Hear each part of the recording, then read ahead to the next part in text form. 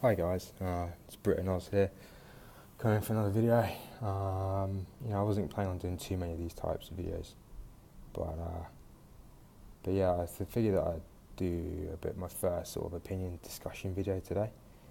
I actually released a bit of Battlefield 1 gameplay this morning, so please forgive me because I understand that it's got no game audio and very limited commentary on it, but I am trying, and we're going to have a bit of a FaceTime with Jared this evening. He's going to help me out with my setup, to try and maximise it and try and make it as good as I can. Snuck into a meeting room right now at work. It's Friday lunchtime, so almost end of the week. I'm looking forward to getting home and playing a bit of cricket this weekend. So the discussion today is going to be about the United States and just how it's being perceived from an outside point of view. And I think the biggest thing at the moment has got to be the election and how we see it. And to be honest, it's you've got your Trump against Clinton, and it's being seen as a bit of a reality show, to be honest. And there's not much political depth in it. You've got it's just shit slinging, just chucking mud at the wall and seeing what sticks. A lot of it, to be honest. I suppose the further into the sort of election campaign they go, the more policies they're releasing, I guess.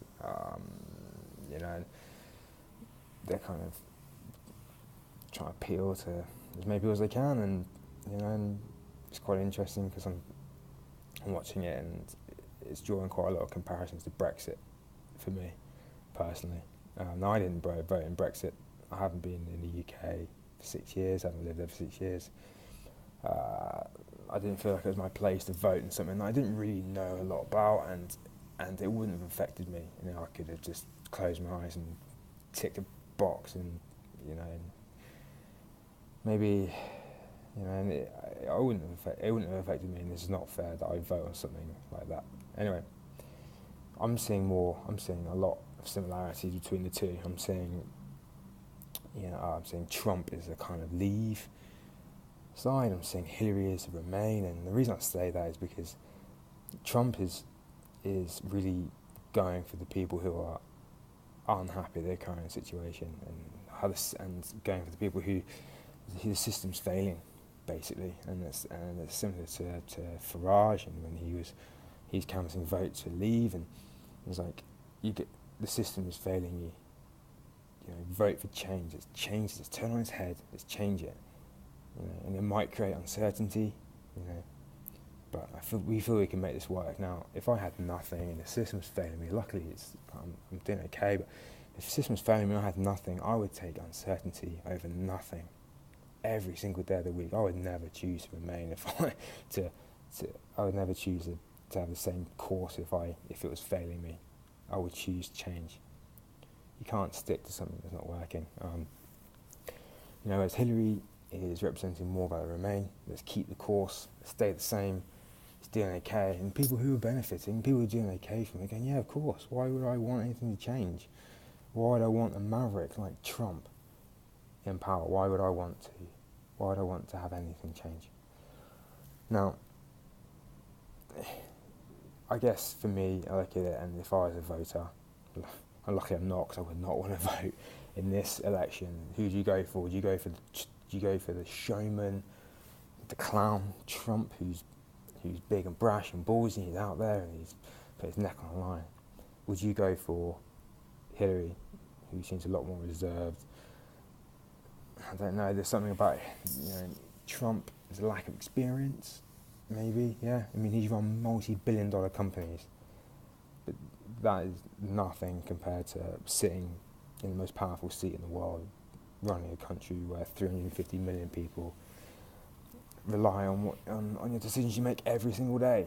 So, Hillary's been there and done it, but there's something about Hillary that I just don't like, I don't trust, and I don't know, if it was say for something like Joe Biden, likeable man, I'd probably go for him, but 50-50, and from all reports, Trump is catching up on Hillary, and I think for Hillary, maybe this election campaign's gone on for 2 weeks too long. she had it in the bag 2 weeks ago, but Trump's certainly making up ground, I feel, and it's going to be interesting. You can't write the guy off. He's got a good team around him, and he knows what he's doing. He's smart. So time will tell. It'll be interesting come next week, and time will tell. I want to discuss some points about the US as well. So one of them being health. One of them being the health system in the USA, and whether or not it works. And I've come up with some stats. I searched BBC, and some of the stats that I got were pretty surprising, to be honest, and pretty eye-opening, and I couldn't believe it. And for combined immunities and life expectancy of any given nation, USA comes 31st in the world. 31st in the world.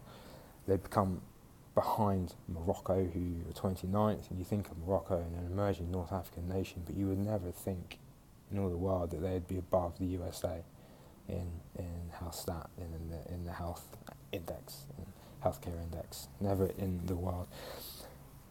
Now, what surprises me coming from the UK and living in Australia is that they both got free health systems. The UK's got NHS, Australia's got Medicare, both taxpayer funded systems who will look after you. You could have the worst injury ever, you could fall off a cliff and break every bone in your body, and you'll go to hospital, you'll go to rehab, and it won't cost you anything.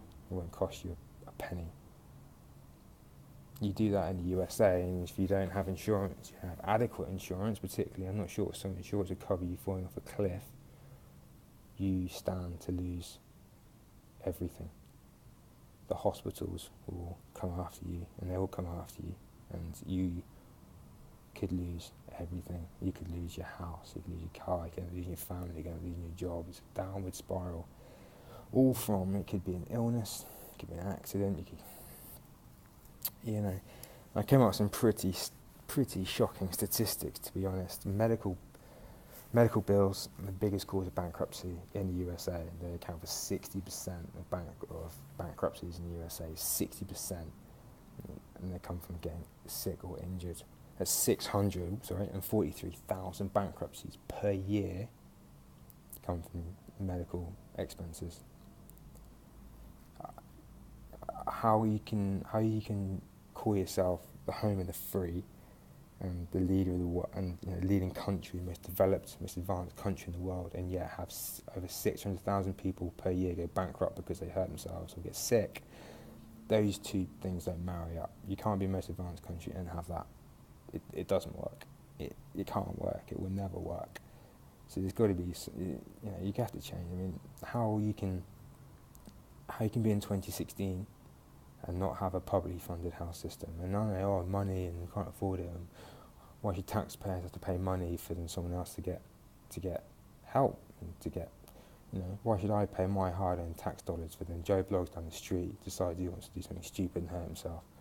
Well, one day that person could well be you, getting sick, getting injured, and then you don't have to then try and fork out stupidly expensive hospital bills. But again, please, if you have any thoughts or discussions, please feel free to comment, and I'm more than happy to discuss things. I'm more happy to become more enlightened. I want to learn more. That's all we're all here to do. Another thing that kind of surprises me about the US and about its standing in the world particularly is its gun control measures. Now, I've been in two countries that have very, very strict gun control. Australia has it since 1996, Port Arthur, mass shooting, and I don't know how many people died off the top of my head, I can't remember, but the government basically turned around and said, right, that's enough, no more guns. And the Australians were yeah, fair enough, okay, good idea. England's always had pretty tight gun control, and it shows because the USA has nearly 300 million guns in the country. That's almost one gun per person in the US, and that is shocking. Nearly one gun per person in a population of over 300 million people.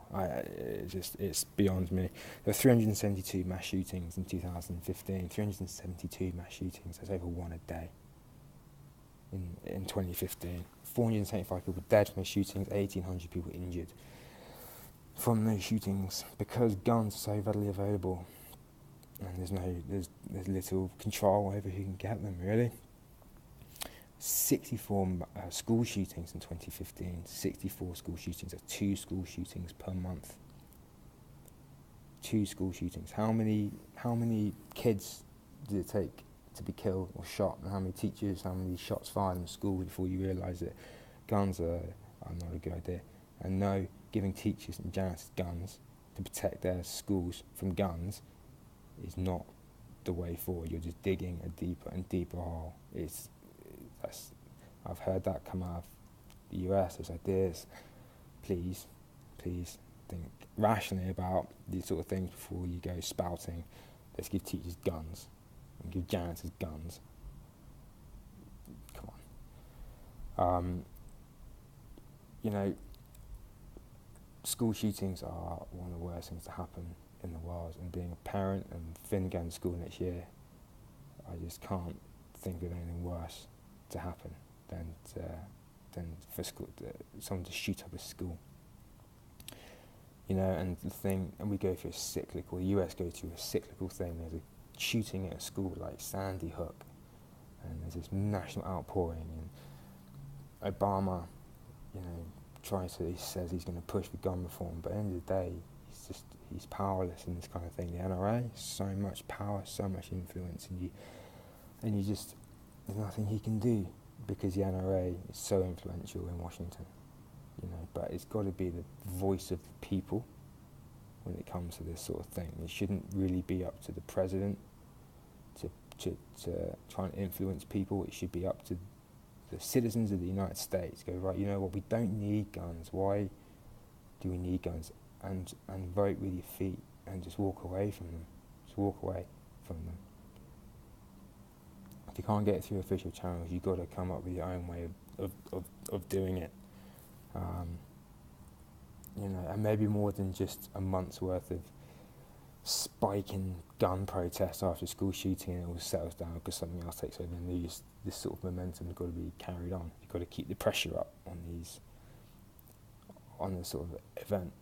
You can't keep happening.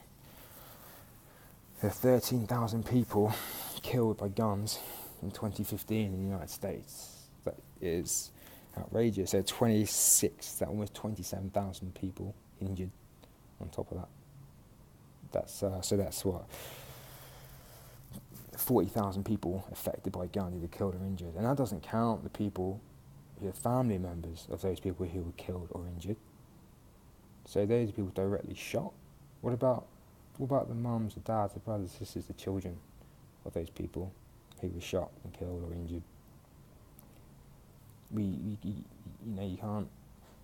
There's no justifying it. 60% of murders, 60% of murders in the US last year caused by guns. 31% of murders in Canada last year caused by guns. 18% of murders in Australia caused by guns. 10% of murders in the UK caused by guns. And you can see the correlation. You can definitely see the correlation, the amount of guns in the country, the amount of freedom you have getting them, and one of the arguments from the NRA is, well, if they're outlawed, they're going to get them anyway. They're so easy to get them. Figure it out. Have a gun amnesty. Get them all in and bury them in concrete. That's what the NRA did. That's what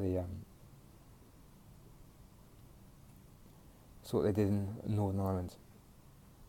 They had a gun amnesty. Say, right, give us your guns. There's going to be nothing. You won't get prosecuted. You won't get arrested. Give us your guns. Got a lot of guns. Destroyed them. Buried them in concrete. So let's have a look. So since 2001, since 9/11, which was an absolutely tragic event, there's never been more than 20 deaths a year from terrorism.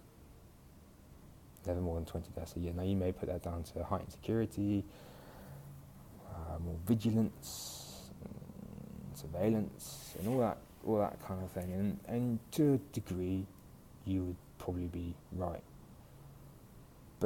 but everything you hear from the US, and even the TV shows, terrorism. We have to watch out for terrorism. We've got to watch out for this, watch out for that. And it's a culture of fear of terrorism in the US. If they put as much emphasis on guns and gun control as they did on terrorism, you'd get a lot less gun deaths. You'd get a lot less gun deaths. Since 2001, no more than 20 people per year in the US killed by terrorism. And you compare that to the 13,000 a year killed by guns.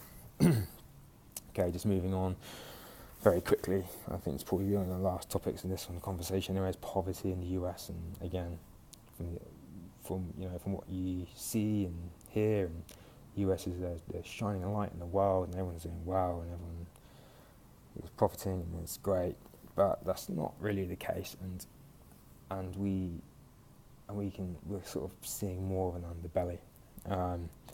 To 2014 census conducted in the United States, 10% of the white population live in poverty, 12% of the Asian population, 24% of the Hispanic population, 26% of African American population, and 28% of Native American population live in poverty. Those are pretty shocking, and it shows the difference in the haves and have-nots, and the racial divide in the country. Not only is it a social matter between African Americans and the white and the police and that kind of thing. It's an economic matter as well, and it shows it's a correlation. You have a look at the population of the United States jail system, and you see, I don't know what the percentage is, but it's high percentage African American in jail, and you used to have a look, and 26% of the population live in poverty. It doesn't take a genius to figure it out. 16.1 million US children live in poverty at the moment. 16.7 million in 2013 lived in food insecure homes. It's not good enough. And the US are not the only country to have this. Of course, other Western countries have this. Of course, all over the world they have this. But you can't go spouting that you're the home of freedom and that kind of thing in the most advanced country in the world, and yet you've got over 16 million children living in food insecure homes. It just doesn't work. Absolutely just doesn't work. Just a quick flick back to Brexit. Some news came out. It was this morning in Australia, so yesterday evening in England. Basically, for those of you who are a little bit unfamiliar with Brexit, I can't imagine there's that many of you watching it that are unfamiliar.